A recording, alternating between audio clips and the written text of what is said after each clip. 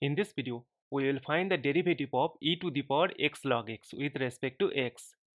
We know that the derivative of e to the power u with respect to x is equal to e to the power u times du dx, and this is the chain rule of differentiation. See that here we have u is equal to x log x.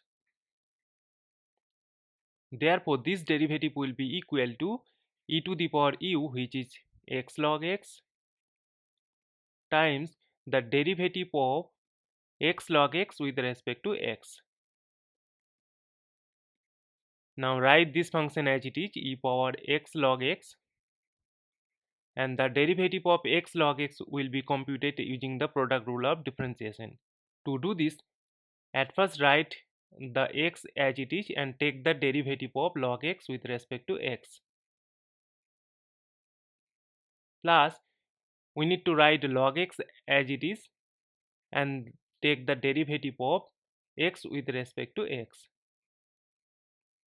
So this will be equal to e to the power x log x times x times the derivative of log x is 1 by x plus log x times the derivative of x is 1. Simplifying, we get the derivative of e to the power x log x with respect to x is equal to e power x log x times 1 plus log x, and this is our final answer.